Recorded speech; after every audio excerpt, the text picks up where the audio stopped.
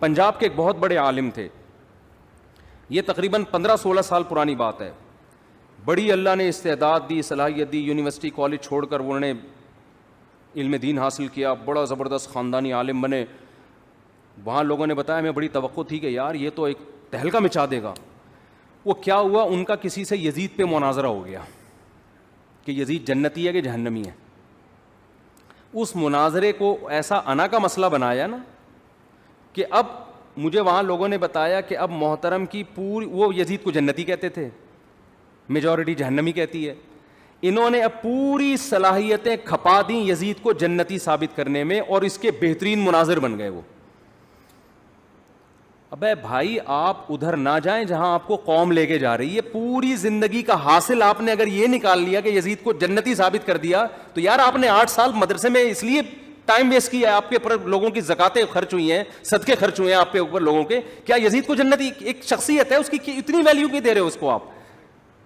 ایک تاریخی حیثیت ہے. آپ اپنا ایک بیان ریکارڈ کروا دیتے, میری رائے یہ ہے اور اس کے جواب میں, اس کے بعد بھاڑ میں جائے یار, کوئی اور کام کرو بیٹھ کے. کسی کو اتفاق ہے ٹھیک ہے, نہیں ہے تو بھاڑ میں جائے, جو مرضی کرنا ہے کرے. یہ ہونا چاہیے نا. لیکن چونکہ عوام میں یہ موضوع چھڑ گیا ہے, اب عوام کو چسکے لینے کا شوق. اب آپ نے یزید کو لعنتی ہونا ثابت کیا, لوگ جوش میں رو رہے ہیں, یزید لعنتی لعنت اللہ علیہ. لوگ جوش میں آ کے لیٹ گئے اور خطیب کو کندھوں پہ اٹھا لیا, یزید کو اس نے آج لعنتی اور جہنمی ثابت کر دیا. پبلک میں تو خوش ہو جاؤ گے میرے بھائی.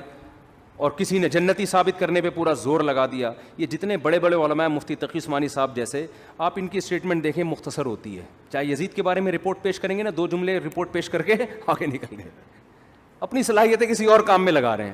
ان کا بیان, مفتی تقی صاحب جیسا دنیا میں شاید کوئی عالم ہو, دنیا میں پاکستان لیول پہ بات نہیں کر رہا, لیکن آپ ان کا بیان سنیں, ایسا لگتا ہے شاید یہ عالم بھی نہیں ہے. وہ آدمی کہتا ہے یار یہ تو وہ باتیں کر رہے ہیں جو تبلیغ والے بھی وہی 6 نمبر میں وہی باتیں کر رہے ہوتے ہیں. ماں باپ کا احترام, علماء کا, ایسے ہی کرتے ہیں نا مفتی تقی صاحب. علماء کا احترام کرو, ماں باپ کا احترام کرو, نماز ٹائم پہ پڑھا کرو, یہ والے تسبیح صبح پڑھ لیا کرو. بیان ان کا ایسے ہوتا ہے. آدمی کہتا ہے یار ہم نے تو سنا تھا یہ ملیشیا ان کو بلاتا ہے اپنی میٹنگ میں, سعودی عرب میں حرمین کے علماء ان کے درس میں بیٹھتے, تو کہ 6 نمبر سننے کے لیے بیٹھتے ہیں.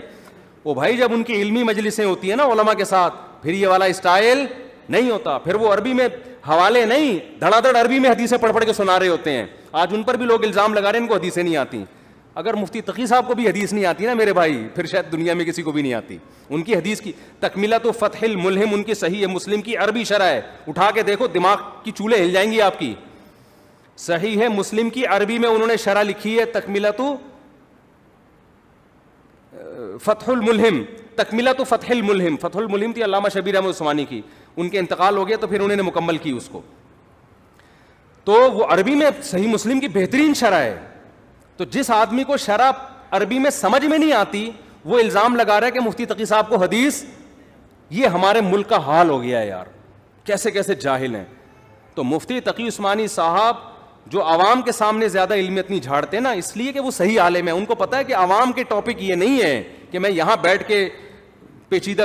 جب ان کی آپ علمی مجالس میں جاؤ گے, علمی محفلوں میں, ہم تو گئے ہیں نا, مجلس تحقیقات جب ہوتی ہیں, پھر اس میں انسان کا پتہ چلتا ہے. وہ علماء کے سامنے علماء کے مینٹل لیول پہ آ کے بات کرتے ہیں, عوام کے سامنے عوام کے لیول پہ آ کے بات کرتے ہیں. تو ہم بھی جو لطیفے سنا رہے ہیں نا, اس کا مطلب یہ نہیں کہ ہمیں قرآن و سنت کا پتہ ہی نہیں. میں یہ نہیں کہہ رہا ہم کوئی بہت بڑے عالم ہیں, اتنے خالی بھی نہیں جتنے پبلک سمجھ رہی ہے, بس یہ بتانا مقصد ہے. لطیفوں سے لوگ سمجھتے ہیں سالے بیچارے کو کچھ آتا ہی نہیں ہے. میں سالہ کہنے والا تو مجھے بار بار سالے کا تصور پتہ نہیں کیوں آتا ہے. تو بھائی ہم عوام میں بات کرتے ہیں, عوام کے مینٹل لیول پہ آ کے, تو اس میں چٹکلے ہی چلتے ہیں, لطیفے بھی چلتے ہیں. تو ذہنی تفریح کے لیے پھر آدمی کا اپنا مزاج بھی ہوتا ہے نا.